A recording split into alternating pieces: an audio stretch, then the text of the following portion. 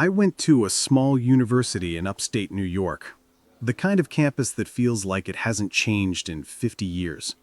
Most of the dorm buildings were built in the 1960s. Gray brick, narrow hallways, that faint, musty smell of carpet that's been there longer than most professors. My freshman year, I stayed in Hawthorne Hall, a co-ed dorm that everyone said was quiet. It was true. Quiet, but not peaceful. Something about that place always felt off, like it didn't want to be lived in. My room was on the third floor, facing the quad. From my window, I could see the opposite dorm, Jefferson Hall, which was closed for renovation that year. Or at least that's what we were told. Every night, I could see faint light coming from the third floor window directly across from mine. Sometimes it flickered like candlelight. Sometimes, I'd swear I saw movement. But the building had no working electricity, no residents, and supposedly no staff going in after dark. At first, I laughed it off. College rumors spread faster than wildfire, and I didn't want to be that freshman who freaked out over ghost stories. But by mid-October, it got harder to ignore. One night, around 2 a.m., I was up late studying for a psych exam. The campus was dead silent, except for this faint tapping sound coming from my window. Not the wind, not the radiator, but a slow, steady tap, like someone flicking the glass with a fingernail. I turned off my desk lamp and looked outside. Across the quad, in that same lit window of Jefferson Hall, someone was standing there. I couldn't make out their face, just the outline of a tall, thin figure pressed up against the glass. They weren't moving, just staring across the empty quad directly at my window. I froze. It was pitch black outside, except for the glow from their room. If they could see me, that meant they were in a lit room while I was in the dark. They had the advantage. After a few seconds, the light in that window blinked out completely. The quad went back to total darkness.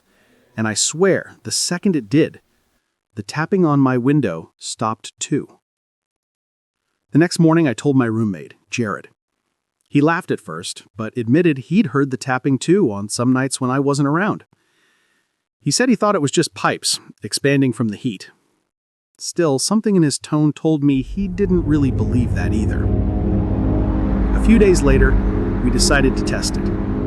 We stayed up late again, both watching the window across the quad. Around 1:40 a.m., sure enough, the faint light flickered on in Jefferson Hall. Then, the silhouette appeared again. This time, it wasn't standing still. It was waving.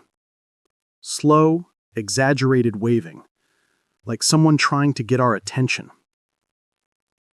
Jared grabbed his phone and started recording, but as soon as he did, the waving stopped. The figure stepped back, disappearing into the shadows of the unlit room. We waited for 10 minutes. Nothing. Then, out of nowhere, a notification pinged on Jared's phone. It was from AirDrop, from an unknown device named Room 313. The message said, "I can see you too." We both stared at the screen, completely speechless. Room 313 was the number of the dorm room across from ours. We didn't sleep that night. We brought it up to our RA the next morning, but she brushed it off, saying the building was locked and under maintenance surveillance. Still, she promised to report it. That weekend, campus security checked Jefferson Hall. They didn't find any lights on or signs of entry. But when they reviewed the security cameras outside the building, something didn't add up.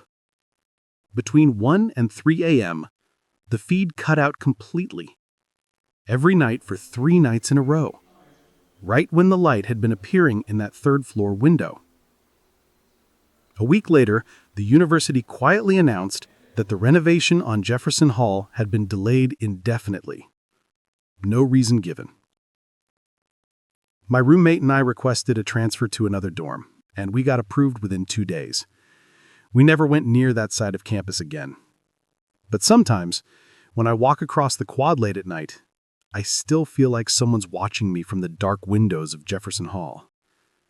And if you look long enough, just long enough, you might see a faint light flicker on, and someone waving. Story 2. The Roommate Who Never Slept. This story came from someone named Daniel, who attended a Midwestern university back in 2016. He said it was his first semester away from home, and like a lot of freshmen, he was nervous about living with a stranger. His assigned roommate was a guy named Marcus. Quiet, polite, clean. At first, everything seemed fine, but within a few weeks, Daniel realized something was off about him. He never seemed to sleep. Daniel would wake up in the middle of the night for a drink of water or to check his phone, and every time, Marcus would still be sitting at his desk, sometimes reading, sometimes just staring at his computer screen. No sound, no typing, just frozen, with the glow of the monitor lighting up his face. Daniel told himself maybe the guy was just an insomniac, but the longer it went on, the stranger it became. For one, Daniel never saw him leave the room. He'd go to class, come back 4 hours later, and Marcus would still be sitting there. Same posture, same clothes, same blank expression. It was like he never moved. After a month, Daniel couldn't take it anymore. One night around 2 a.m., he decided to ask about it. "Hey man," he said, half joking, "do you ever sleep?" Marcus didn't answer. He didn't even flinch, just kept staring at the screen. Daniel assumed he had headphones in, so he reached over to tap his shoulder, but before he could, Marcus spoke. Without turning his head, he said, "I sleep fine when you're not here." That line froze Daniel in place. He asked what that was supposed to mean, but Marcus didn't respond, just continued sitting still, watching the screen, which Daniel noticed for the first time was completely black. No desktop, no cursor, just the reflection of their dimly lit dorm room. Daniel didn't sleep much after that. He started spending more time at his girlfriend's place, trying to avoid the room altogether. But every time he came back for clothes or books, Marcus was still there. Same seat, same glow, same empty stare. One weekend, Daniel came back after 3 days away. As soon as he opened the door, the smell hit him. Something sour and metallic mixed with the scent of old food. Marcus was sitting in his chair again, but this time his head was slumped forward, chin against his chest. He thought he'd finally passed out. He laughed nervously, relieved, and called out, "About time you got some sleep, man." But when he got closer, he realized something was wrong. Marcus's computer screen wasn't black anymore. It was showing the live feed from a camera. That camera that was pointed directly at his bed. He stepped back, stomach turning. The feed wasn't just live, it was looping. Different nights, different times, all stitched together into one continuous recording of him sleeping. He rushed out of the room and went straight to the campus police. When they came back with him to investigate, Marcus was gone. So was the laptop. All that remained on the desk was a single piece of paper. It had Daniel's full name written across the top, and underneath, a list of times and dates. Each one matched the exact nights Daniel had stayed in the dorm. At the bottom of the page, one last line was written in red ink. "You sleep too close to the door. Campus security started a full investigation. Turns out the real Marcus had dropped out 3 weeks earlier. The guy Daniel had been living with wasn't him. No one knew who he was or how he'd gotten access to the dorm. The last confirmed time anyone saw Marcus was the night Daniel confronted him. Security footage showed him leaving the building at 3:07 a.m., wearing a dark hoodie and carrying a backpack. They never found him. Daniel transferred out the next semester. He said the only thing that still haunts him isn't the footage. It's remembering how real that voice sounded when it said, "I sleep fine when you're not here." Story 3. The Roommate Who Wasn't There. When I started my freshman year at a university in Pennsylvania, I was assigned to a dorm built back in the 1950s, one of those gray concrete buildings that felt cold even in summer. I didn't mind. It was old, but it had a kind of charm.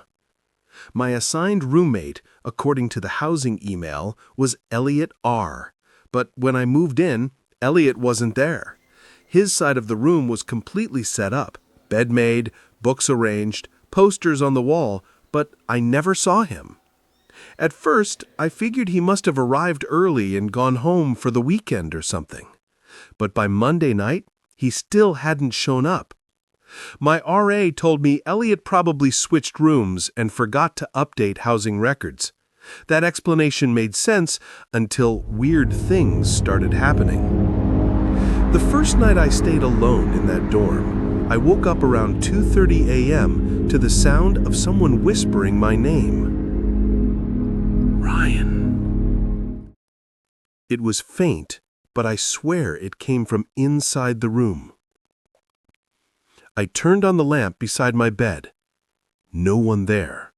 The room was empty, but my roommate's chair, the one by his desk, was slowly spinning as if someone had just been sitting in it.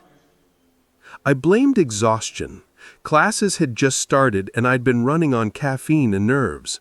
But that week, the whispers continued, always between 2 and 3 a.m. Sometimes I'd wake up to find small things moved. My notebook opened to a random page, a pen on the floor, my shoes shifted slightly. It was never big enough to be proof, but just enough to make me uneasy. Then, one night, I heard footsteps. Slow, dragging footsteps coming from inside the room. I was facing the wall, half asleep, when I heard someone breathing near my ear. I froze. The breathing was shallow, raspy, not like a person, more like someone struggling to get air. I turned my head, terrified, and saw a tall, shadowy figure standing by the closet, right next to Elliot's side of the room. The shape didn't move, it just stood there. I could make out faint facial features, hollow eyes, a pale outline, and lips that looked cracked. I couldn't move. I wanted to scream, but nothing came out. I blinked once, and the figure was gone. The next morning, I asked around the floor if anyone knew Elliot. That's when my neighbor across the hall, a sophomore named Lisa, froze. She told me something I still wish I never heard. Apparently, Elliot did live in that dorm last year. Same room number, same layout. He was quiet, kept to himself, until one night he was found dead in the dorm's basement laundry room. The official story was suicide. The university sealed that floor for renovations shortly after.